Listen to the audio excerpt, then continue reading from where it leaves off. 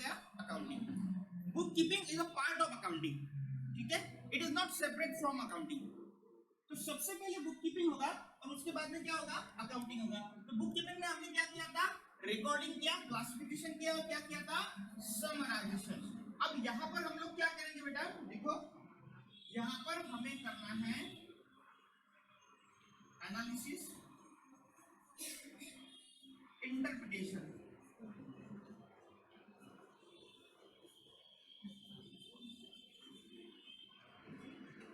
और communication.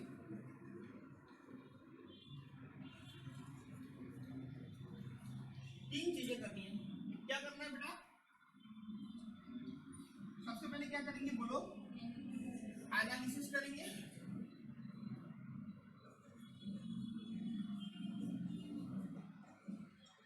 So what is mean bye analysis, ठीक है, उसको समझना है।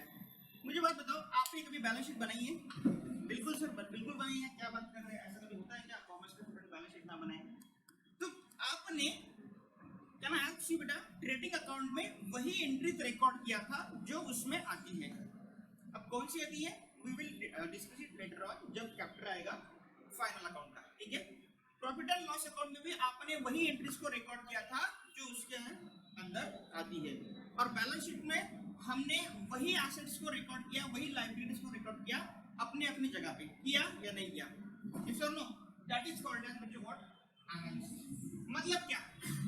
पुटिंग दैट प्रॉपर एसेट और लायबिलिटी और एक्सपेंसेस और income on that accurate place, ठीक है, जहां पे उसको होना चाहिए, ठीक है। So that is known as what? That is known as analysis. Now interpretation. So what is mean by interpretation? इससे आप देखो, आपने आपके सामने कोई बैलेंस शीट आपने बनाया है, ठीक है। आपने क्या करना है बेटा? आपने कोई बैलेंस शीट बनाया है, तो बैलेंस शीट में आपको क्या दिखता है? सारी एसेट्स दिखती है, दिखती है नहीं दिखती है? लायबिलिटीज दिखते हैं। चलो एक बार उसको भी यहाँ पर बोर्ड के ऊपर लाएंगे। मान लो ये आपका बैलेंस शीट होता है, ये आपकी कौन सी साइड है? लायबिलिटी। यहाँ पर क्या है आपका? तो देखो यहाँ पर आपका फिक्स एसेट होगा, फॉर एग्जांपल लेते हैं 100 लाख रुपीज, ठीक है। देन हम लेंगे इन्वेस्टमेंट। इन्वेस्टमेंट आपने किया है 50 लाख का, ठीक है।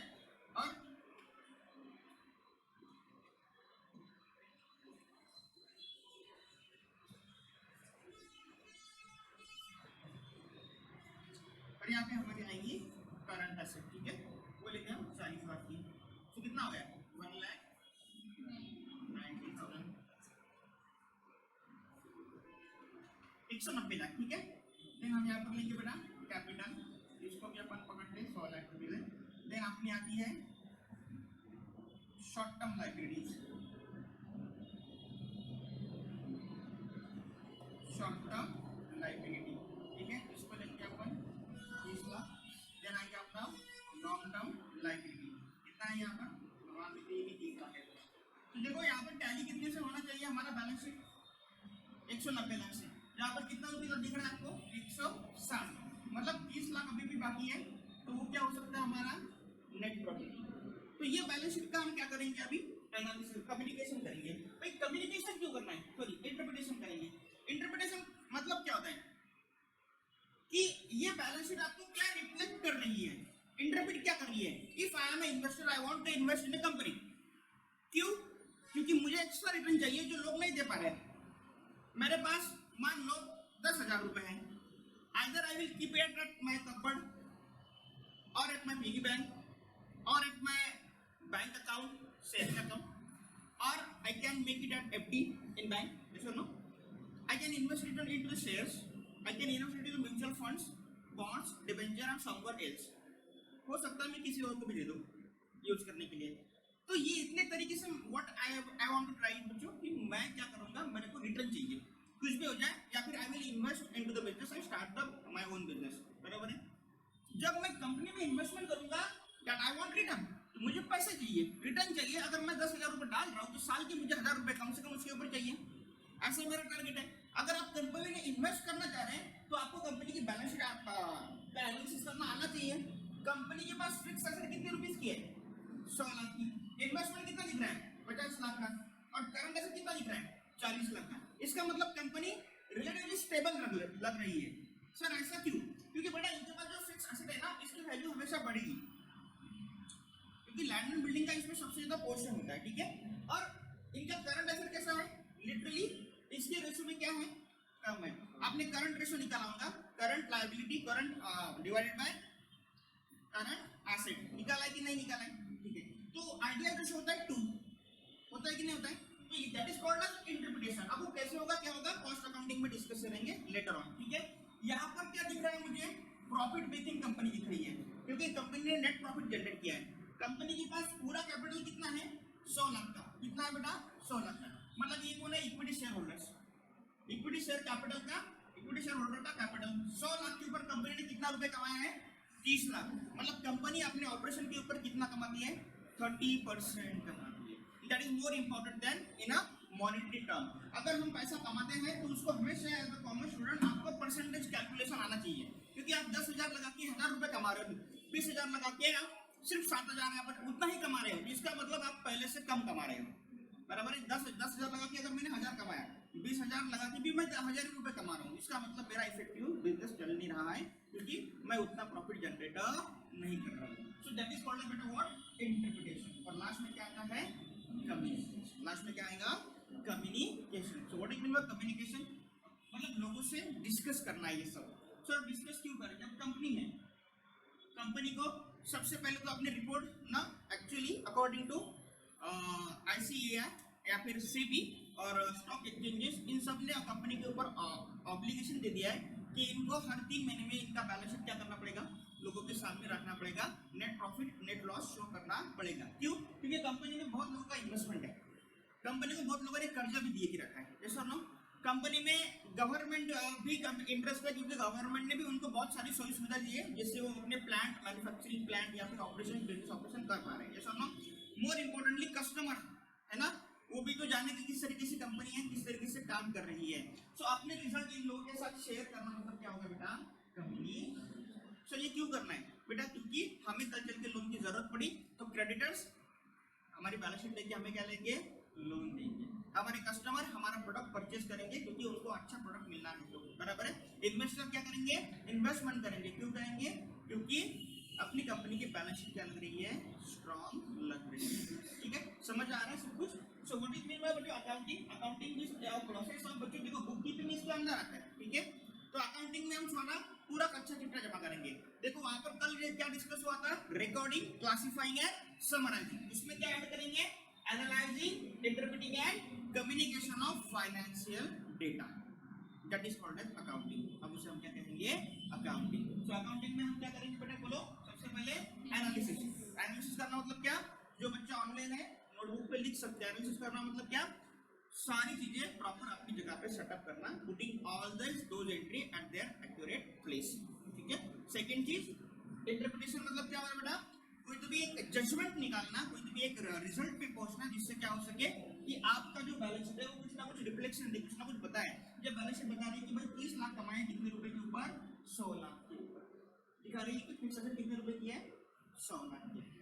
देन कम्युनिकेशन किसका करना है, स्टेक होल्डर्स, जो कल डिस्कस किया था है ना, अभी भी बताया। स्टेक होल्डर मतलब जिनको अपने में इंटरेस्ट है या तो जिनको अपने बिजनेस से फायदा या नुकसान हो सकता है। चलो क्लियर है सबको यहाँ के टॉपिक, आगे बढ़ेंगे इससे पहले एक बार थोड़ा सा वापस जाते हैं अपने स्किप पर। देखो book keeping is a part of accounting, बच्चों ये देखो बहुत इंपॉर्टेंट है यहाँ पर।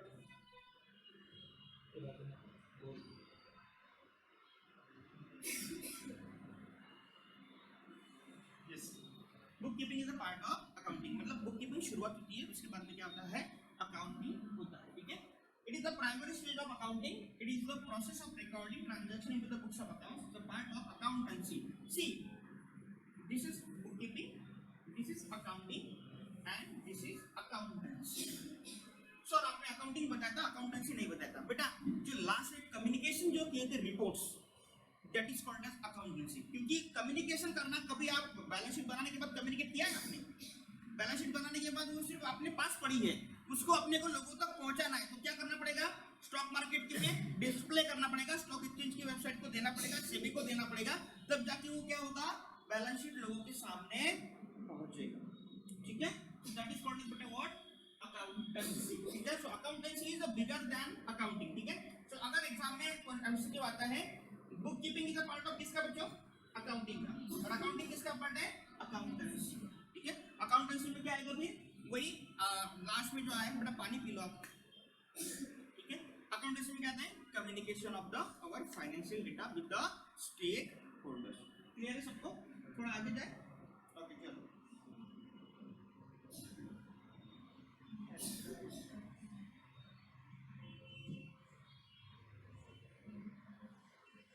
ठीक है, देखो यहाँ पे ये बहुत important, accountancy is the practice of recording, again आधा बच्चों यहाँ पर classifying and reporting of business transaction for a business, ठीक है।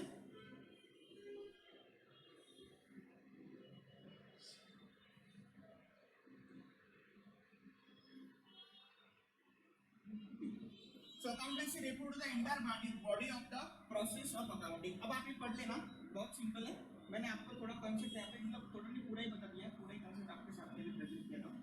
देखो यहाँ पर है again, it means collecting, summarising, analysing and reporting of monetary terms. अच्छा ये इंपॉर्टेंट बहुत है, what is mean by monetary term, जो भी हम अकाउंटिंग में करते हैं उसे हम क्या कहते हैं, पैसा, ठीक है ना। हम जो रिकॉर्ड करते हैं वो वैल्यू होती है, ठीक है, वो कुछ भी अलग नहीं होता है, लेकिन आपने 1 2 3 कई बार जब नंबर भी होता है ना, जैसे अपन इधर बहुत जगह पे लिखते हैं, बट इन जब अपन अकाउंटिंग करते हैं तो वो क्या होती है, हमारी मॉनेटरी वैल्यूज होती है, ठीक है। तो डिफरेंस बिटवीन देखेंगे बुक कीपिंग और अकाउंटेंसी के बीच का। देखो यहाँ पर बेटा मीनिंग देखो, what is mean by bookkeeping बच्चों, recording and classifying of business transaction. इधर क्या आ रहा है, रिकॉर्डिंग भी आ रहा है, क्लासिफाइंग भी आ रहा है, समराइजिंग भी आ रहा है, एनालाइजिंग भी आ रहा है, इंटरप्रिटेशन भी आ रहा है, और लास्ट में कम्युनिकेशन भी आएगा, ठीक है। देन यहाँ पर स्टेज, ये प्राइमरी स्टेज है, ये कौन सी स्टेज है, प्राइमरी, मतलब सर प्राइमरी मतलब सबसे पहले तो वही करना है। फॉर एग्जाम्पल आपने परचेस किया कुछ 10,000 के, तो आप क्या करेंगे, वाउचर लाएंगे, वाउचर माने बिल, बराबर है। जो बिल आ गया अकाउंटेंट के पास वो क्या करेगा, एंट्री करेगा, है ना, purchase account debit to cash account credit. So ये क्या हो गया, हमारा कौन सा स्टेज हो गया, प्राइमरी। अब once we get that data, trial balance बन गया है, अब उसके बेसिस पे हम क्या बनाते हैं, trading account, profit and loss और बैलेंस शीट। इसीलिए ये कौन सी स्टेज है बेटा, सेकेंडरी। सेकेंडरी मतलब you get that data direct from another data, क्योंकि पहली बार आपके पास कोई डेटा अवेलेबल नहीं है, आपके पास एक पर्ची है बिल की, या फिर ऐसे बहुत सारे ट्रांजेक्शन है उनके सबके बिल आपके पास है, तो वहां से आपने क्या किया है, उसको रिकॉर्ड किया है, तो ये कौन सा हो गया, प्राइमरी। अगर एग्जाम में एमसीक्यू पूछते हैं, एग्जाम में पूछेंगे, है ना, recording of business transaction into the books of account is a primary stage, secondary stage, third stage, या फिर नन ऑफ द अबव, तो आपका आंसर क्या होगा, प्राइमरी स्टेज। तो इसको थोड़ा और कॉम्प्लिकेट करके घुमा फिरा के पूछेंगे, बट आपको समझना पड़ेगा कि जर्नल एंट्री जब अपन करते हैं या फिर बुक कीपिंग करते हैं तो कौन सा स्टेज होता है हमारा, प्राइमरी स्टेज, और सेकेंडरी स्टेज में क्या होता है फिर हमारा अकाउंटेंसी। देन बच्चों यहाँ पर क्या है, ऑब्जेक्टिव क्या है, कुछ भी नहीं है, फाइनेंशियल ट्रांजैक्शन को रिकॉर्ड करना है हमें सिस्टमैटिक मैनर में, और इधर क्या है बेटा, इनको बना के कम्युनिकेट भी करना है, किसके साथ, अदर लोगों के साथ, ठीक है। देन रिस्पॉन्सिबिलिटी बेटा, ये कौन बनाएगा, जूनियर स्टाफ, मतलब जो रेगुलर अपने बिजनेस में क्या करता है, अकाउंटेंट है, वो रोज करता है अकाउंटिंग हमारे लिए, तो ये जूनियर स्टाफ करता है, और ये कौन करेगा, सीनियर स्टाफ जो एक्सपर्ट है लाइक चार्टर्ड अकाउंटेंट, ये लोग क्या करते हैं, अपने लिए बैलेंस शीट बना के देते हैं, ठीक है। देन पीरियड बच्चों, ये 1 दिन से लेके 1 साल तक हो सकता है, मतलब हर रोज का अपने को करना पड़ेगा,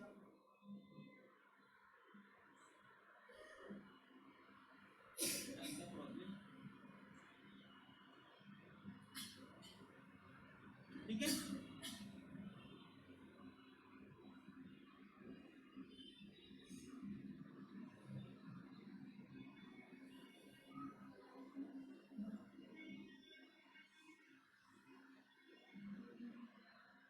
डिसीजन मेकिंग, ये आता है डिसीजन मेकिंग के लिए, देखो बेटा, management cannot take decision based on the data provided by bookkeeping, क्योंकि आपको पता है कि आपने एक चैप्टर पढ़ा था रेक्टिफिकेशन ऑफ एरर्स, याद है क्या आपको, हाँ, तो यहाँ पर कुछ गलतियां हो सकती है, ठीक है, तो इसलिए मैनेजमेंट मतलब कौन, लाइक ऊपर वाली अथॉरिटी डायरेक्टली वो डेटा नहीं उठाती है, उसके बेसिस पे क्या बनाएगा, depending on the data provided by the accounting the management can take the critical business decision, ठीक है। उसके बाद बैलेंस शीट बनती है, उस डिसीजन को लाइक अगर मेरे पास मुझे बैलेंस शीट में दिख रहा है कि 30 लाख रुपए का प्रॉफिट है, सो मेरे पास ऑप्शन है, I can keep it at with me और I can invest that money into someone else. ठीक है, मतलब मैं एक्स्ट्रा नया बिजनेस चालू कर सकता हूँ। अब डिपेंड करता है मेरे पास पैसा कितना है। तो दैट इज कॉल्ड एज कौन सा डिसीजन? Business decision.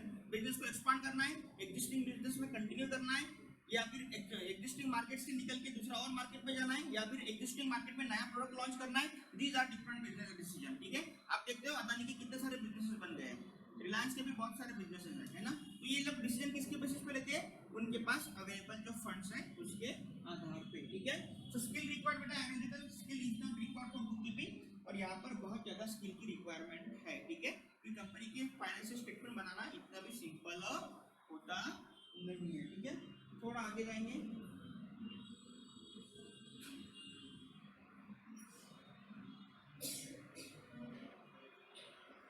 ओके चलो, तो आज यहाँ से शुरू करना है और आज का डिस्कशन जो होगा बेसिक टर्म्स होंगे जो आपने बहुत बार पढ़े हुए हैं। ठीक है, तो यहाँ पर अभी सबको बुक कीपिंग और अकाउंटेंसी का कॉन्सेप्ट क्लियर हो गया।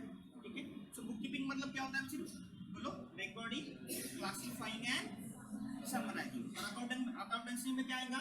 नहीं, वो पहले वो भी आएगा क्योंकि it is a part of accounting. ठीक है, एंड अकाउंटेंसी। ठीक है, सबसे पहले क्या आएगा? रिकॉर्डिंग, क्लासिफाइंग, समराइजिंग, देन बच्चों एनालाइजिंग, देन इंटरप्रेटिंग, और लास्ट में कम्युनिकेशन ऑफ फाइनेंशियल डाटा। सब क्लियर है इन्फॉर्मेशन?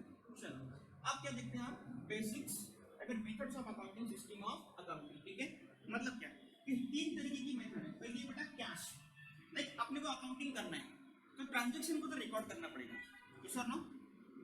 और ट्रांजैक्शन को अगर रिकॉर्ड करना है तो अकाउंटेंसी की 3 मेथड है। पहली है हमारी कैश बेसिस, दूसरा है अप्रूवल और मर्चेंडाइज बेसिस, और तीसरा है mixed and hybrid basis. Sir cash basis मतलब क्या बेटा? ये आपने नॉन प्रॉफिट ऑर्गेनाइजेशन का नाम सुना है? कौन सी होती है ऑर्गेनाइजेशन? बताओ 2-3 नाम। हाँ, एनजीओ तो पता ही है, उसको ही बोलते हैं non profit organisation, non profit making organisation. हाँ,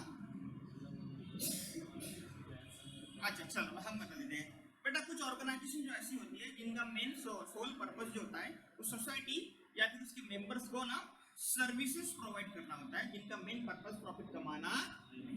जैसे कि अगर हम बात करें तो आपका जो बीकॉम एमकॉम का जो कॉलेज होगा वहाँ पे बिल्कुल नॉमिनल फीस लाइक 2000 या फिर 3-4 हज़ार में आपका एडमिशन दिया होगा, बट उतना उनका कॉस्ट भी नहीं निकलता जितने रुपए में उन्होंने आपको एडमिट किया है, क्योंकि वहाँ पे ना बहुत सारे लोग स्टाफ काम कर रहे हैं वहाँ पे, तो उनको आपका एडमिशन भी लेना है ना। तो प्रॉपर सारे डॉक्यूमेंटेशन भी रखने हैं, बाद में कॉलेज के गेट के बाहर एक आदमी को भी रखना है, वहाँ से लेकर प्रिंसिपल तक कितनी सारी अथॉरिटीज एंगेज है, यस और नो। तो ये सारा खर्चा आपके ऊपर गवर्नमेंट करती है, तो उनको ग्रांट मिलता है लाइक ऑर्गेनाइजेशन को गवर्नमेंट की तरफ से, या फिर नहीं भी मिलता है तो कुछ लोग सिर्फ सेवा भाव के हिसाब से करते हैं। फॉर एग्जाम्पल आपका कॉलेज, वहाँ पर आपको क्या मिला है? सस्ते में एडमिशन मिला और बहुत सारी सर्विसेज उन्होंने प्रोवाइड की है। अगर कभी आपने यहाँ पर देखा होगा गवर्नमेंट को जो हॉस्पिटल होता है लाइक हमारे यहाँ पे पीडीएमसी है, तो 10-20 रुपए में आप पर्ची निकाल के आपका इलाज कर सकते हो। अगर आप कभी शेगांव गए, शिरडी गए, तो वहाँ पर भी क्या होता है?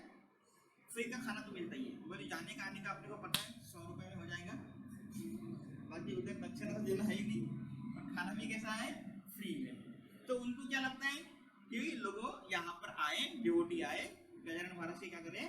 दर्शन करें। इसकी वजह से वो लोग क्या करते हैं? प्रमोट करते हैं अपने रिलीजियस प्रोग्राम को। ठीक है, उसके बाद में कोई लाइब्रेरी होती है जहाँ पे बहुत सारे बुक्स अवेलेबल होते हैं। ठीक है, so these are non profit organisation, और इनका मेन पर्पस क्या है बेटा? इनका मेन पर्पस है सोसाइटी को सर्विस प्रोवाइडर। ठीक है, सो ये जो बिजनेसेस है इनके अंदर हमेशा कैश ट्रांजेक्शन होता है। बस आप होगा क्या? आप गए पीडीएमसी में, बोले इलाज कराना है, बोले 20 रुपये, बोले अगले महीने दूंगा,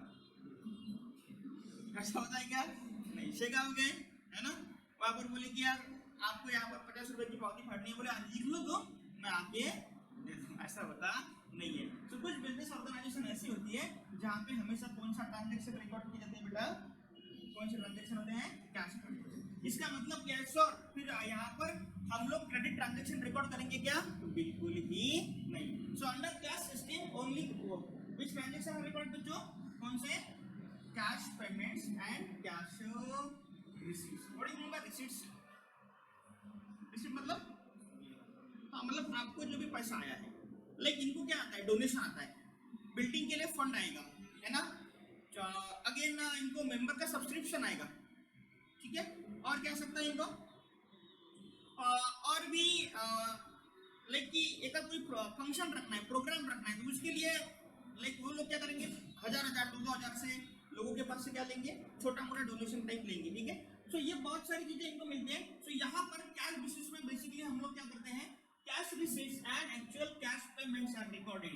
एनी इनकम रिसीव, बच्चों सुनना, रिसीव अगर रिसीव हुआ है, डोनेशन 10 लाख का किसी और से मिला है तो रिकॉर्ड करेंगे, नहीं मिला तो रिकॉर्ड करना है क्या, नहीं, ठीक है। दूसरा बच्चों, एनी एक्सपेंसेस पेड मतलब ऑलरेडी आपने क्या किया है, पेमेंट किया है, तो उसका रिकॉर्डिंग होगा।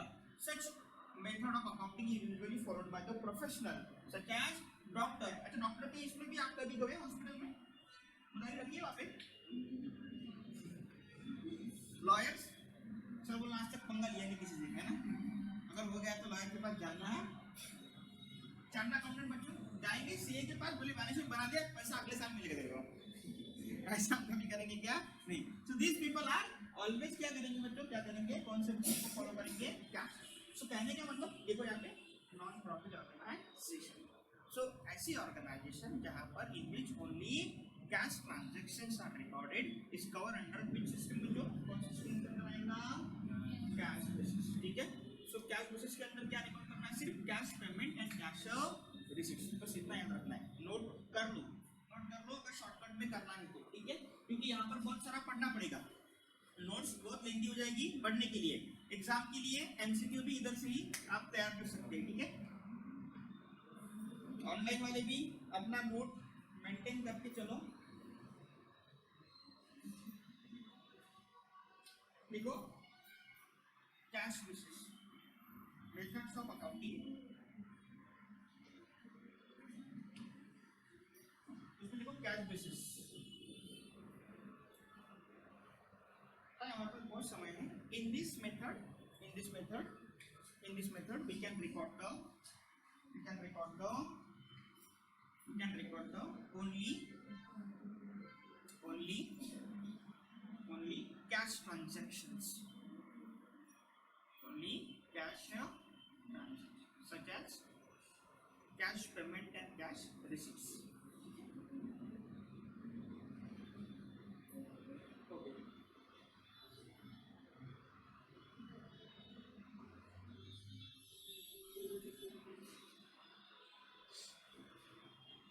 सेकेंड वाली कौन सी अभी, अप्रूवल, कौन सी बेटा, अप्रूवल, या फिर मर्चेंटाइल बेसिस। अप्रूवल मतलब क्या होता है, मतलब ड्यू होना।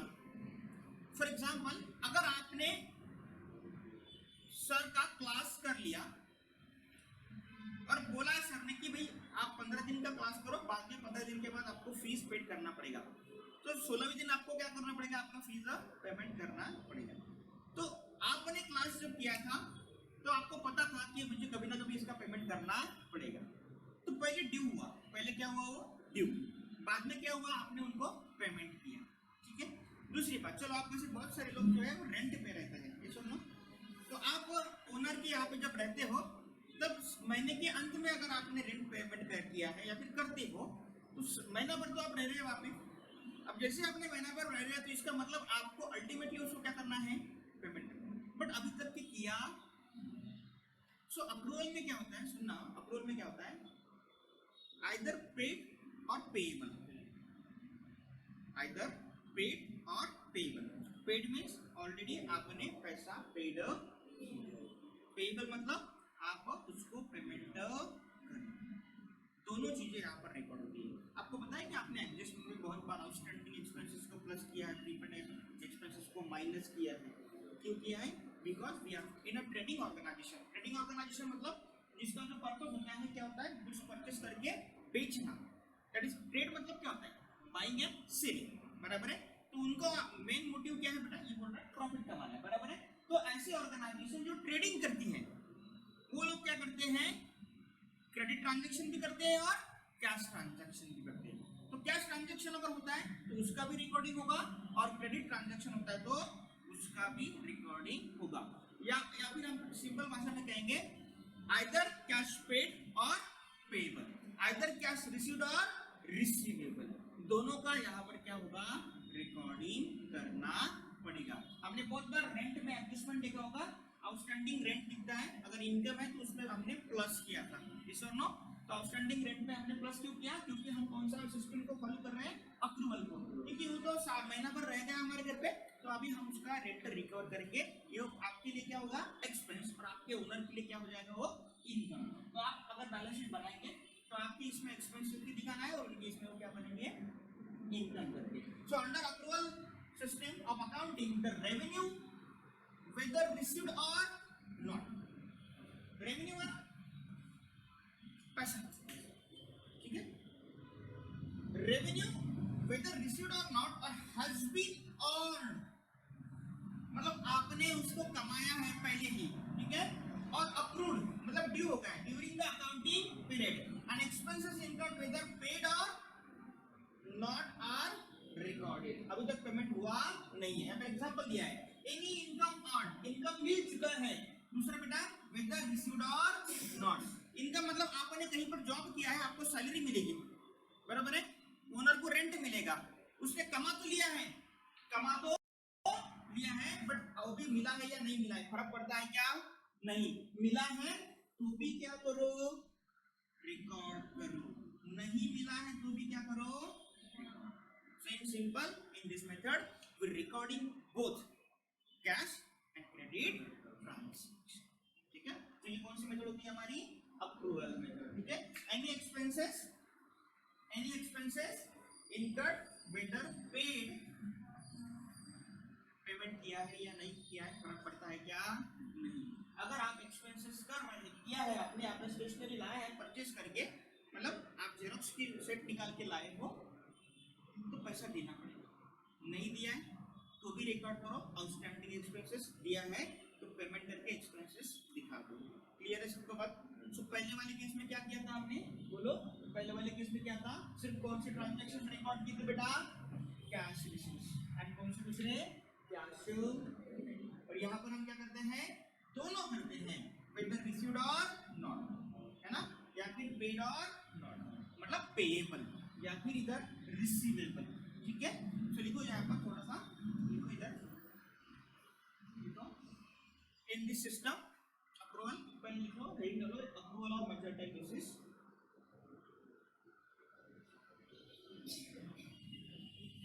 In this system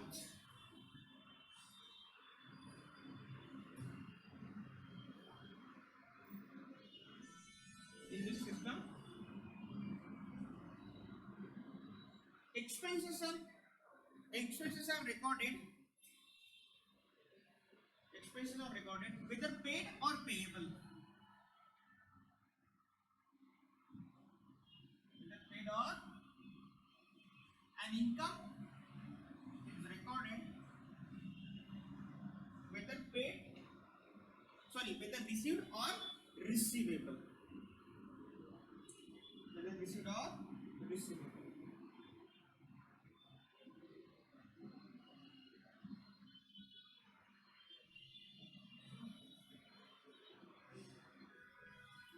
whether received or receivable, clear सबको। और तीसरा कौन सा है बेटा, मिक्स्ड और हाइब्रिड। तो यहाँ पर सुनना थोड़ा कंफ्यूजन होता है यहाँ पर, क्योंकि पहले वाले केस में हमने सिर्फ कैश ट्रांजैक्शन रिकॉर्ड किया, दूसरे इसमें दोनों की, बराबर है। तीसरे केस में क्या होगा, मिक्स्ड और हाइब्रिड सिस्टम, मतलब क्या, इट इज अ कॉम्बिनेशन है कैश एंड अक्रूवल। तो कुछ ट्रांजैक्शन हम कौन से कैसे रिकॉर्ड करेंगे, इस सिस्टम का इस्तेमाल करके, और कुछ ट्रांजैक्शन हम कैसे रिकॉर्ड करेंगे, इस सिस्टम। इन जनरल ऐसा देखा नहीं जाता है, दोनों में से ये सिस्टम जो है ये बहुत ज्यादा चलती है, बट यहाँ पर थोड़ा कंफ्यूज नहीं होना है आपको, क्योंकि आप लोग कुछ समझेंगे इसमें भी वही आएगा जो अप्रूवल में आएगा, ऐसा नहीं है। इधर कैश वाला भी सिस्टम आएगा और क्रेडिट वाला मतलब अप्रूवल वाला भी आएगा। मान लो कोई कंपनी है जो दो सेक्शन में काम करती है, एक तो एजुकेशन प्रोवाइड करती है और दूसरा उनका एक मैन्युफैक्चरिंग प्लांट है। तो पहला वाला जो एजुकेशन वाला सिस्टम है, वहां पे पूरा का पूरा पैसा कैसा आएगा, कैश में आएगा, वहां पर कोई क्रेडिट रहेगा क्या, नहीं है। बट मैन्युफैक्चरिंग अगर वही कंपनी कर रही है तो उनको कौन सा सिस्टम फॉलो करना पड़ेगा, अप्रूवल वाला, क्योंकि क्योंकि कंपनी है, अपनी बिजनेसेस जो है वो मल्टीपल बिजनेस स्टार्ट कर सकते हैं ना, यस और नो। अगर यहाँ पर भी अगर अपनी इस एकेडमी की अगर हम बात करें तो यहाँ पर हम क्या सिस्टम फॉलो करते हैं, बराबर है।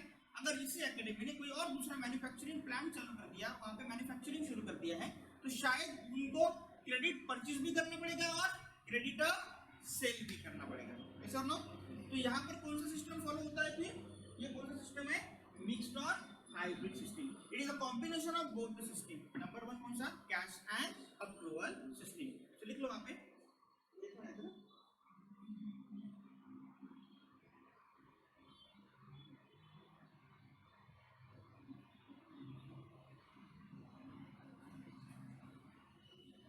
in this system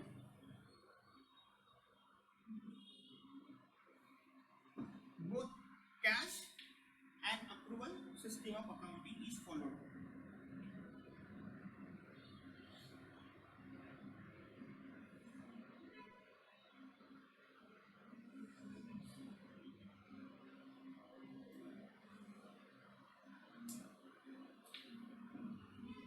ठीक है, क्लियर है सबको टॉपिक।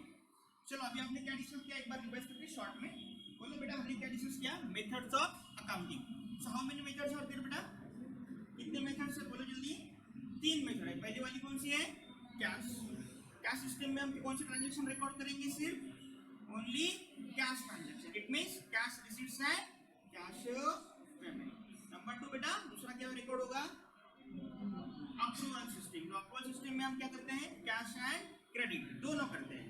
तीसरा कौन सा है, मिक्स्ड और हाइब्रिड सिस्टम। ठीक है, हाइब्रिड में क्या करेंगे, कैश सिस्टम फॉलो करेंगे और मतलब combination of both the system. ठीक है, बिकॉज ऑफ की बिजनेस ऑपरेशन एक से ज्यादा है। ठीक है, तो अभी क्या पढ़ना है हमें, ट्रांजैक्शन। ठीक है, समझ लो ट्रांजैक्शन मतलब क्या है। पहली केस और दूसरी केस में 2 केस आपको बताता हूँ। ठीक है, मैंने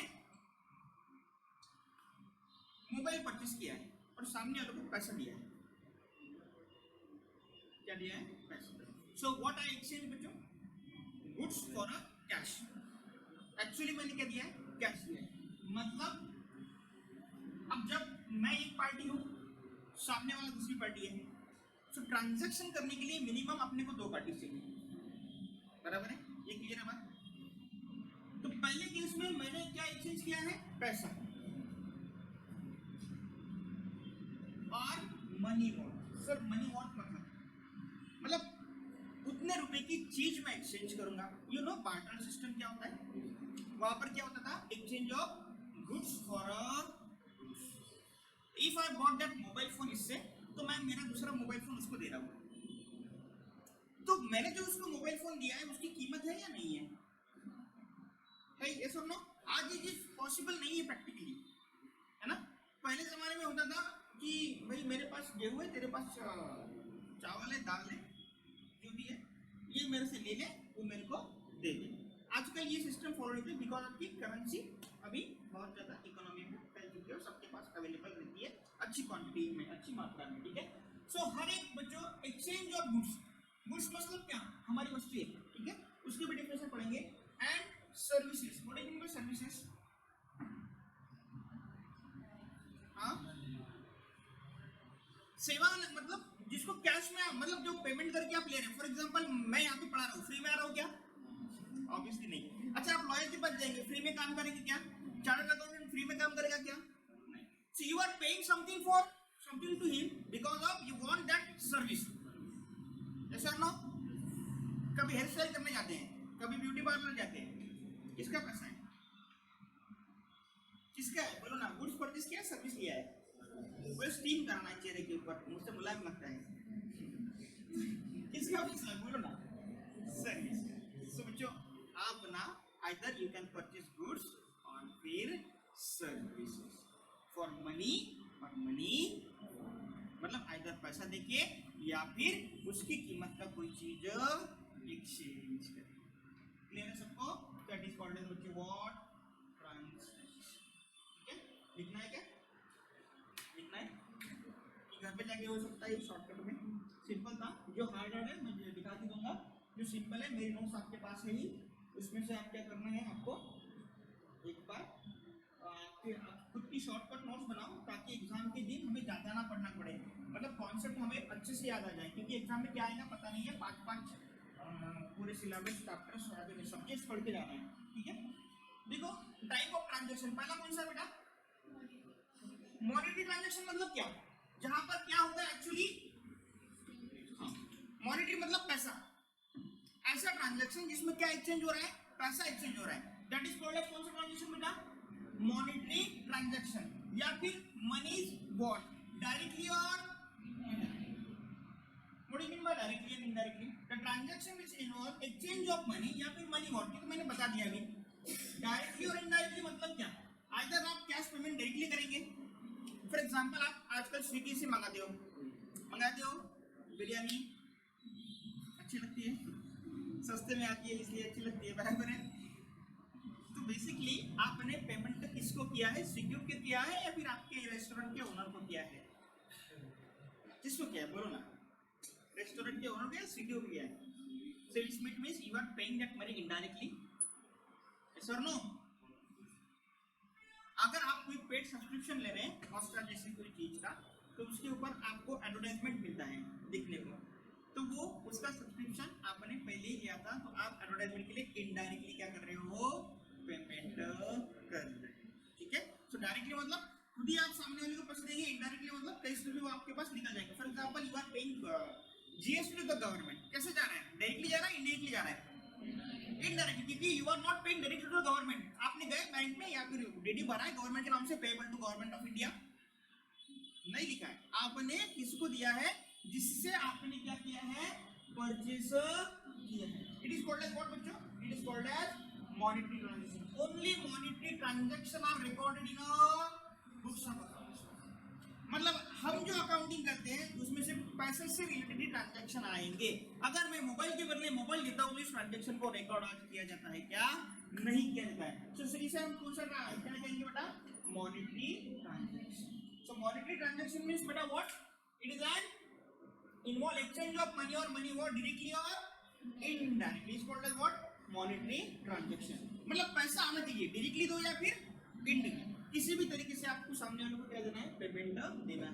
तो इसमें नंबर 1 क्या आता है, फिर कैश ट्रांजेक्शन, बहुत सिंपल है, जिसमें आपने क्या किया है, कैश का पेमेंट किया है या फिर कैश को रिसीव किया है। तो एग्जांपल है purchase of goods for cash ₹15,000, payment of salary ₹5,000, cash में पेमेंट किया है कि नहीं किया है, रिफ्लेक्शन हो रहा है यहाँ पर, तो इसे हम कौन सा क्या कहेंगे बेटा, कौन सा ट्रांजेक्शन कहेंगे, कैश ट्रांजेक्शन, ठीक है। दूसरा कौन सा ट्रांजेक्शन है बेटा, क्रेडिट ट्रांजेक्शन, दूसरा कौन सा होता है, क्रेडिट ट्रांजेक्शन मतलब उसे हम क्या कहते हैं, अच्छा क्रेडिट ट्रांजैक्शन से पहले यहाँ पर आया, यहाँ पर नॉन क्रेडिट ट्रांजैक्शन को एक बार समझ लेते हैं, यहाँ पर नहीं है नोट्स के अंदर हमारे। क्रेडिट ट्रांजैक्शन मतलब ऐसा ट्रांजैक्शन जिसमें एक्चुअली पैसा नहीं होता है, मनी इज व्हाट हम कहेंगे, ठीक है, मनी व्हाट भी नहीं, पैसे तो देना है बट कब देंगे, बाद में कभी देंगे, दैट इज कॉल्ड एज कौन सा ट्रांजैक्शन, क्रेडिट ट्रांजैक्शन। यहाँ पर सेकंड वाला बी ऑप्शन क्या है, यहाँ पर देखो नॉन मॉनेटरी ट्रांजैक्शन, जिसे हम क्या कहते हैं, बार्टर ट्रांजैक्शन। सो इनको बुक्स ऑफ अकाउंट में आना है क्या, ये आएंगे क्या, नहीं आएंगे। What is mean bye barter transaction बच्चों, बार्टर ट्रांजैक्शन मतलब क्या, वस्तु के बदले वस्तु, मतलब किसी ने अपने को कॉन्ट्रैक्ट में लगाया तो अपन उसको क्या देंगे, ऐसा नहीं है, क्योंकि उसका वैल्यू हो सकता है क्या, आपने किसी दादाजी को पंचवटी चौक में यहाँ से उधर लेके गए, इसे हम नॉन मॉनेटरी ट्रांजैक्शन कहेंगे क्या, ये बार्टर ट्रांजैक्शन नहीं है, तेरी गाय के बदले हमारी भैंस लेके जा, ये चलेगा, that is called as non monetary transaction, बस ये बुक ऑफ अकाउंट में हमें रिकॉर्ड करना नहीं है बेटा, समझ आया सबको, ठीक है। सबक करना है क्या आज का लेक्चर, थक रहे हैं, ओके, थोड़ा स्पीड बढ़ाएंगे धीरे धीरे, ठीक है। आई होप आपको सब कुछ समझ रहा होगा। तो कॉन्सेप्ट बहुत सारे डिस्कस करना है, प्रैक्टिकल प्रॉब्लम न्यूमेरिकल कम करेंगे, सिर्फ जब डेप्रिसिएशन जैसे चैप्टर्स आएंगे या फिर फाइनल अकाउंट के आएंगे तो वहाँ पर जो कैलकुलेशन का आ सकता है क्वेश्चन, तो उसके ऊपर ही होगा। बाकी पिछली बार ही जब क्वेश्चन आए थे एग्जाम में सब कॉन्सेप्चुअल बेस्ड थे, सब कंफ्यूजिंग थे, ऐसा जिन्होंने अटेम्प्ट दिया है उनका सबका कहना है, ठीक है। तो हमें भी क्या करना है, जो नोट्स है मेरी आपके पास अभी है, आप कॉन्सेप्चुअल सब पास लिख लो। इसके अलावा मैं आपको रेफर करूंगा ICAI का मटेरियल, मतलब फाउंडेशन कोर्स जो सीए का, उसका मटेरियल बहुत प्योर होता है और हाई लेवल का होता है, ठीक है। उसको अगर आपको अवेलेबल कराना है तो ICAI की वेबसाइट के ऊपर आप जाके अवेलेबल कर लो। इससे वाले हंस रहे हैं बेटा, बट ये बहुत इंपॉर्टेंट है आपके लिए। मैं क्यों कहता हूँ, क्योंकि वहां पर आपको इंडेप्थ और इससे ज्यादा मिल पाएगा। अगर वो आपको समझने में कोई दिक्कत आती है तो मुझे आके पूछो, ठीक है। क्योंकि मेरा काम है अभी कि आपके सारे कॉन्सेप्ट क्लियर कराना। उससे क्या हो जाएगा, आपको एक क्लियरिटी आ जाएगी आपके एग्जाम में क्या आ सकता है, ठीक है। और 2 से 3 दिन में या फिर कल परसों से हम लोग क्या करेंगे, एक सेशन चालू करेंगे, यूट्यूब के ऊपर लाइव होगा। आप यहाँ पर नहीं आए तो भी चलेगा, और सबके लिए वो फ्री ऑफ कॉस्ट होगा, ठीक है। तो वहाँ पे मैं रोज 10-20 MCQ 20 MCQ ऑलमोस्ट सॉल्व करूंगा, ठीक है। तो उससे भी आपका एक प्रैक्टिस हो जाएगा और आपको समझ आ जाएगा किस तरीके के क्वेश्चन एग्जाम में एक बार पूछ सकते हैं, ठीक है। तो सभी लोग जुड़े रहिए हमारे साथ। Thank you so much for